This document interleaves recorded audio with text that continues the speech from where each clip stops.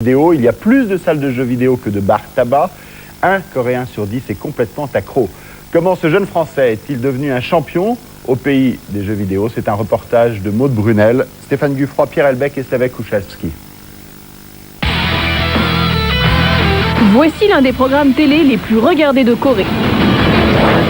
3 commentateurs, très polis, ça ressemble à téléfoot, mais là, il s'agit d'un jeu vidéo. Sur le plateau, 2 adversaires prêts à s'affronter, concentrés, les yeux rivés à l'écran. Sur leur téléviseur, les téléspectateurs peuvent suivre l'affrontement des armées créé par les 2 joueurs à la conquête d'une planète virtuelle. A priori, rien de passionnant, pourtant, les jours de grands matchs, 4 millions de personnes suivent ces rencontres. Et en Corée, une nouvelle profession est née. Pro gamer, joueurs professionnels de jeux vidéo. Ils sont une centaine, tous coréens, à l'exception de 2 occidentaux. Guillaume Patry, canadien, et ce garçon, à la chevelure que l'on ne risque pas d'oublier. Bertrand. Bertrand, c'est le joueur qui nous arrive de loin. Bertrand, allez, on regarde sa fiche technique. C'est un champion qui nous vient de France. Il a déjà battu beaucoup de nos excellents joueurs coréens. Ici, on l'appelle Bertrand ou Elki, son nom de scène. En Corée, c'est une star. Bertrand Gropelier a 21 ans. Originaire de Nancy, il est arrivé en Corée il y a 4 mois. Et il se sent déjà, comme chez lui, dans les rues de Séoul.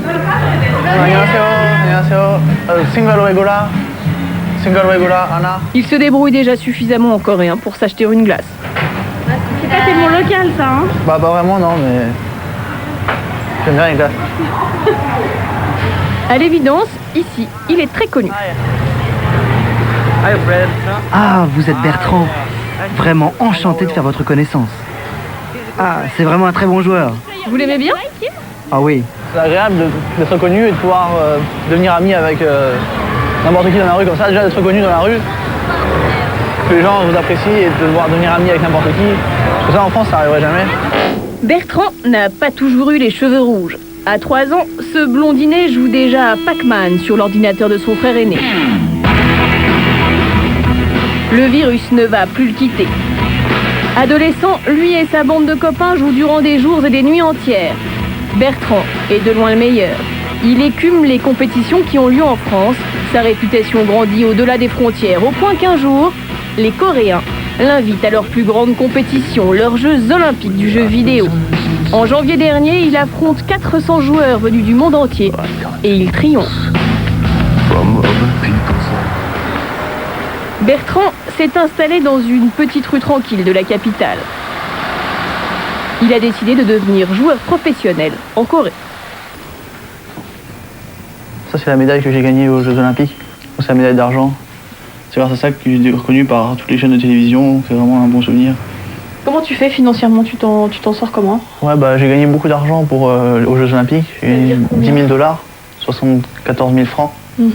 Donc c'est pas mal. Donc j'ai encore beaucoup d'argent là. Et sinon je gagne à chaque fois chez des événements, des exhibitions dans des salles de jeux ou que je passe à la télévision. À la télévision ça dépend des chaînes mais la meilleure c'est pratiquement 200 $.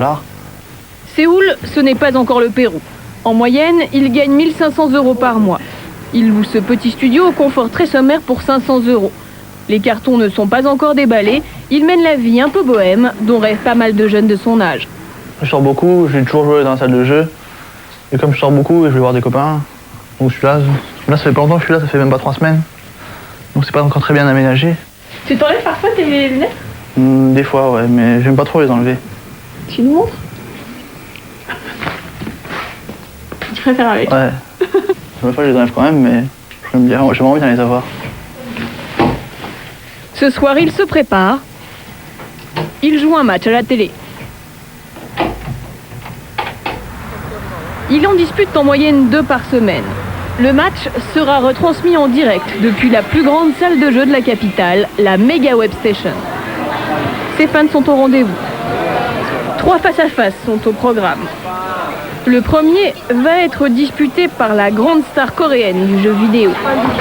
Ses admiratrices le mangent du regard respectueusement derrière la cloison. Im Yohan, alias Slayer Boxer, même pour Bertrand, c'est un modèle. Charlie. Vous espérez un jour être à son niveau? J'espère, ouais, mais c'est difficile parce que c'est vraiment... je sais pas, c'est très difficile. Il est très doué, il s'entraîne énormément. Et il y a des millions de Coréens qui rêvent des millions de joueurs dans le monde qui rêvent de devenir comme lui, mais c'est vrai que c'est difficile. Slayer Boxer gagne 10 fois plus que Bertrand, en moyenne 12 000 € par mois. Ces deux managers gardent l'entrée de la loge. L'emploi du temps de leur poulain est extrêmement chargé. Là, il fait 2 émissions de radio. Bon, il a dû en arrêter une parce qu'il avait plus le temps de s'entraîner, parce qu'en plus, il tourne dans des publicités. Et là, il commence bientôt un film. Harnaché comme un guerrier Jedi, la star est prête à entrer en scène. Et vous êtes toujours habillé comme un cosmonaute? Ah, ma tenue cyber, c'est pour attirer l'attention des téléspectateurs. Et puis, moi aussi, ça me met dans l'ambiance. Ambiance étonnante. Un peu comme une partie d'échecs chez Goldorak, avec du hard rock en fond sonore. Le public suit, fasciné. Pendant ce temps-là, Bertrand est devenu Elki, son identité de joueur. Bon, j'ai l'habitude, mais j'aime pas trop. Des fois, ça coule pendant la partie. Venu pour l'encourager ce soir, son ami Guillaume Patry, le joueur canadien. Et leur manager à tous les deux, l'homme en costume gris, Daniel Lee. T'es concentré là? Bah, pas trop, pas assez. S'il n'est pas très concentré, c'est à cause de cette jolie jeune fille, Ania. D'ailleurs, tu sais, tu devrais vraiment te faire teindre les cheveux en bleu. Oh, puis il fait chaud ici. Vous voulez vraiment qu'il se teigne les cheveux en bleu? Ouais, bleu sombre. Notre joueur est amoureux et ça inquiète son coach. Là, il a l'esprit complètement ailleurs. Hein.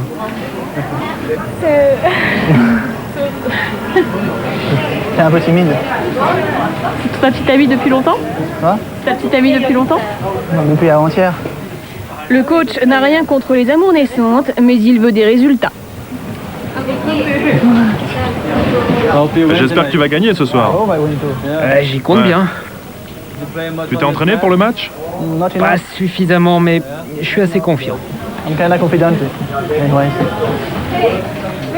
C'est important pour lui de gagner ce soir? Ah oui, c'est important pour lui de gagner, parce que je vais bientôt avoir rendez-vous avec des sponsors. Ils vont te regarder ce soir, alors il faut que tu gagnes, hein, mec. Comme un sportif, notre champion assouplit ses articulations avant la partie. Concentration maximum. Le match de ce soir est extrêmement important. S'il le gagne, il peut décrocher un sponsor et un revenu fixe. 21h, la partie commence. L'adversaire de Bertrand est un jeune Coréen qui débute dans le circuit. Le but du jeu, c'est de conquérir un territoire plus vite que son adversaire. Bertrand doit d'abord constituer son armée. Pour ça, il doit récolter ses cristaux bleus en bas de l'écran. C'est un petit peu comme de l'argent. Plus il en accumule, plus il va pouvoir augmenter ses forces, créer des bases comme ici en haut de l'écran. Plus il renforce ses troupes, plus vite il peut attaquer les positions de son adversaire et peu à peu envahir son territoire. Entre les joueurs, ce sont les choix tactiques et la rapidité à la souris et au clavier qui font la différence. Le public est suspendu à la partie. Ils apprécient la maîtrise du joueur français. Il a un bon contrôle. Les Coréens sont moins habiles que lui pour utiliser en même temps la souris et les raccourcis clavier. Ceux qui n'ont pas pu entrer suivent le match à l'extérieur. Daniel Lee est confiant. Il se débrouille bien là, très bien. Un peu à l'écart, Guillaume Patry, le joueur canadien, suit la partie. La seconde phase du jeu étendue, le Français a lancé ses unités dans une offensive périlleuse. Un peu trop, au goût du Québécois. Il est en train de détruire la base de son ennemi, la base principale, mais son adversaire a déjà deux expansions, deux autres bases que Elki ne peut pas toucher présentement. Ça va être très très dur pour Elki. Je pense pas. Je pense que je sais pas qui va gagner vraiment. Guillaume a vu juste, quelques secondes plus tard, le Français est vaincu.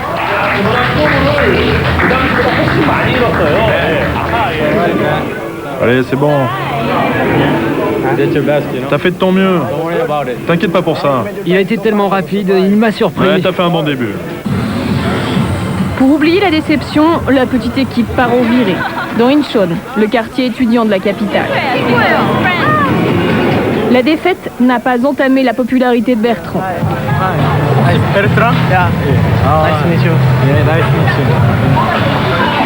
Et ça n'arrête pas. Les demandes d'autographes restent toujours très courtoises.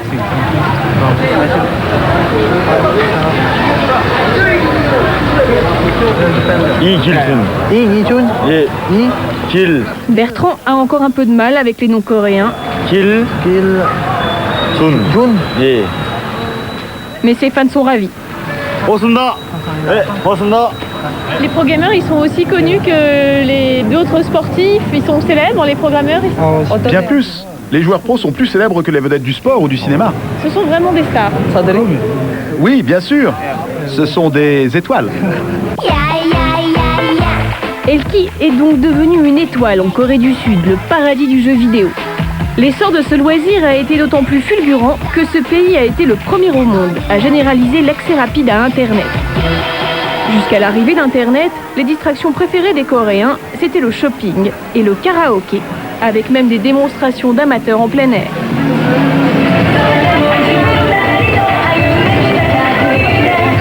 Ils attirent toujours du public, mais ils ont été détrônés par un nouveau lieu de loisir, les PC Bang.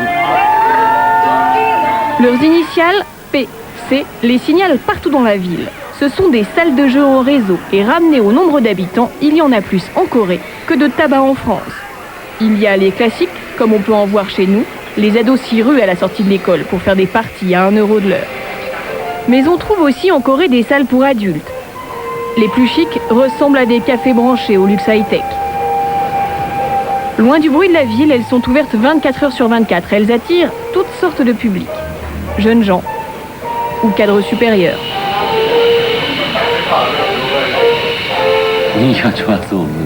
J'aime bien l'ambiance des PC Bangs. Celui-là est tranquille. Je viens ici me vider la tête après le travail. Chaque jour, il s'ouvre une centaine de nouvelles salles de jeu en Corée. Une source de revenus non négligeable pour les joueurs. Aujourd'hui, Daniel emmène Bertrand et Guillaume inaugurer une nouvelle salle en province, à 5 heures de route de Séoul. Direction Ulsan, une ville industrielle à 500 km de la capitale.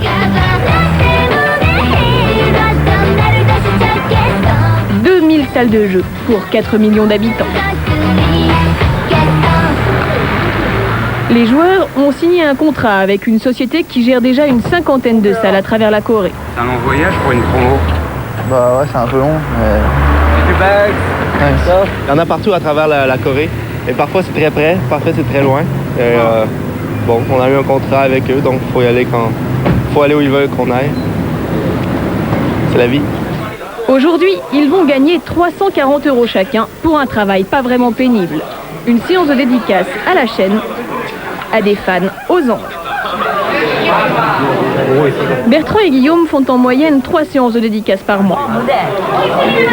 L'opération commerciale est réussie, leur présence attire les foules. Le clou de l'après-midi, c'est une démonstration du champion.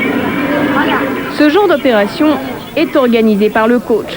Pour ça, il se paye. Cet après-midi, il a pris 250 €. Retour vers Séoul. Le manager est plutôt content de ces 2 poulains. Il s'est spécialisé dans les joueurs européens car ils sont très demandés. Ils sont différents. Ils sortent de l'ordinaire. Vous comprenez, ici, ils ont l'habitude de voir des joueurs coréens. Alors forcément, les cheveux rouges, enfin rouge ou rose, je sais pas, les cheveux, les lunettes, les gens aiment ça. Le plus rentable pour lui, c'est de trouver un sponsor permanent qui assurera un salaire fixe à ses joueurs. Pour Guillaume, c'est fait. Un fabricant de microprocesseurs verse aux Canadiens un salaire mensuel de 3 800 €. Et il paye aussi le manager. C'est une façon pour vous de gagner pas mal d'argent finalement. Oui, il me paye pour manager Guillaume, oui. Combien ? 2500 € par mois. Bien sûr, je voudrais gagner plus. C'est pour ça que j'ai pris Elki, pour avoir plus de joueurs. Mais bon, il faut que je lui trouve un sponsor. Et que va-t-il se passer si Bertrand n'intéresse pas de sponsor? Qu'est-ce que vous ferez? Ah, ça peut pas durer trop longtemps, vous voyez ce que je veux dire. Parce que financièrement, il faudrait que... Enfin, vous comprenez, quoi. Il faudrait que vous fassiez un choix. Il faudrait que je tranche, oui. Vous voyez? Pas de sentiment, les affaires avant tout. En Corée, Elki, comme tous les autres joueurs professionnels, peut espérer faire fortune. Car ici, le jeu vidéo a pris une telle importance qu'il est devenu un phénomène et même une priorité nationale. Il faut dire qu'un Coréen sur 4 joue régulièrement et dépense beaucoup d'argent pour assouvir sa passion, en moyenne 120 € par an. Et le gouvernement coréen prévoit que dans 2 ans, cette somme aura doublé. Mais ces jeux qui passionnent les Coréens sont tous américains ou japonais pour l'instant. Pas question de laisser échapper le pactole. Le gouvernement a donc décidé de développer à fond une industrie coréenne du jeu vidéo. Tête de pont de la guerre industrielle qui se prépare, cette école, unique au monde. Bienvenue à la Game Academy, l'académie du jeu vidéo entièrement financée par l'État. 150 étudiants triés sur le volet préparent ici les jeux coréens de demain. Formule de maths sur le tableau, les étudiants sont tous de grosses têtes. Pour entrer ici, il faut en poche, au minimum, une maîtrise universitaire. Et pour gagner la bataille industrielle du jeu vidéo, le gouvernement a même recruté d'authentiques gradés de l'armée coréenne. Le colonel Chuk Suk-kwin est détaché de l'école militaire de Séoul. Il enseigne la stratégie. Avant l'offensive, le commandement ne doit jamais trop accorder d'importance aux missions de renseignement. La force de l'attaque, c'est la rapidité de la décision. Aujourd'hui, ce qui marche dans le jeu vidéo, c'est la stratégie, les batailles. Alors, j'essaye de leur faire entrer dans la cervelle les fondements de l'art de la stratégie militaire. Ça leur servira pour inventer les scénarios de leur jeu. D'ici 10 ans, la Corée espère surpasser le Japon et les États-Unis avec ses propres jeux. Mais cette passion nationale qui fait des joueurs comme Elki de véritables icônes pour la jeunesse est en train de montrer ses effets pervers.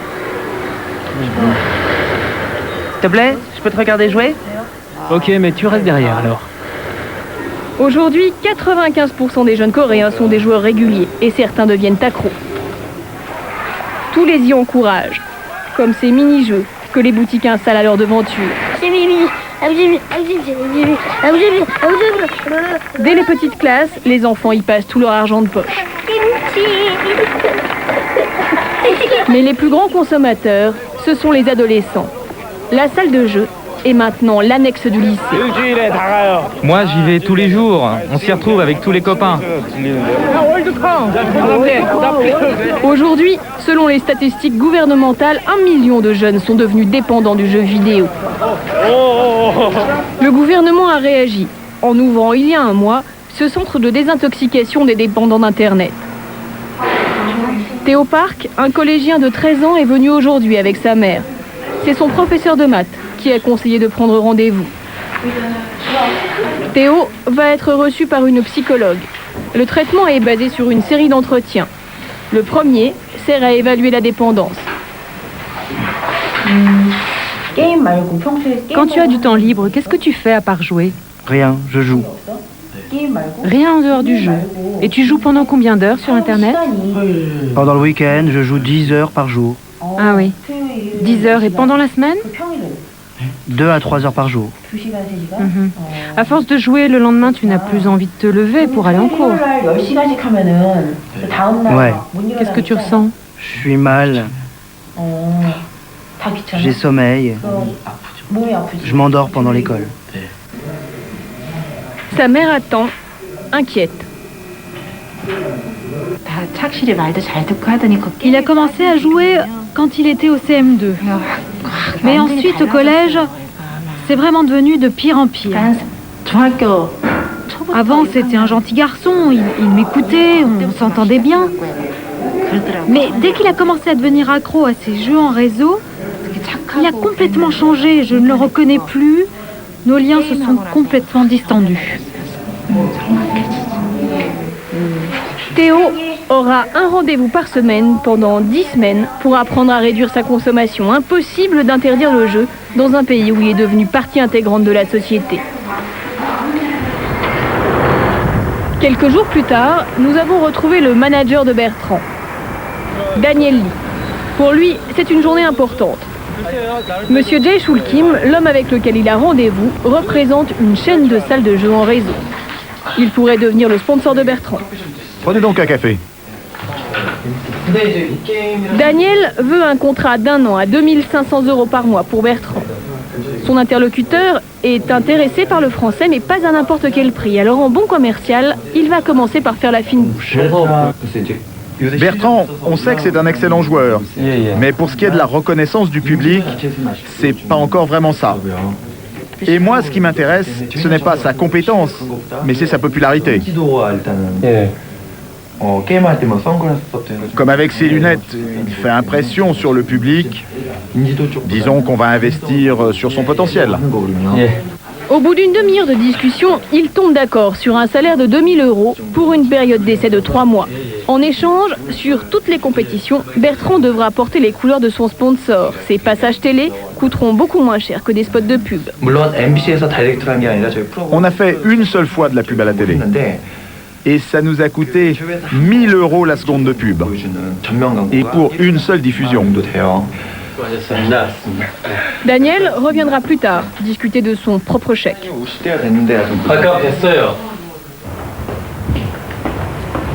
Alors vous êtes content? Ben, je suis pas mécontent. Disons que je suis relativement satisfait. C'est plutôt un bon arrangement pour Elki. J'avais déjà eu plusieurs entretiens, et là, c'est la meilleure offre que j'ai pu obtenir pour Elki. Ouais.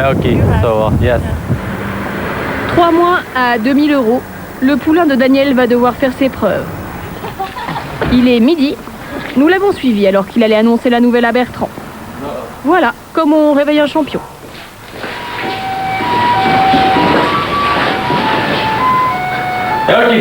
Elki, debout.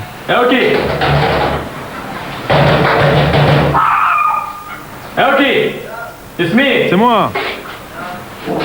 Ouvre la porte, mec. Salut. J'ai de bonnes nouvelles pour toi. Allez, prépare-toi et sors de là. Allez, on se réveille.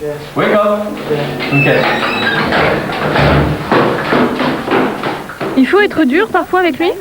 Ah bien sûr, parce que pour lui c'est pas le moment de s'amuser. C'est le moment de s'entraîner, c'est le moment de gagner plus de popularité et surtout le temps est venu pour lui de rapporter plus d'argent. Pas de s'éclater. Tu t'es couché à quelle heure? 7 h du matin. Ok, allez on va manger. On signe demain gars, on rencontre les partenaires.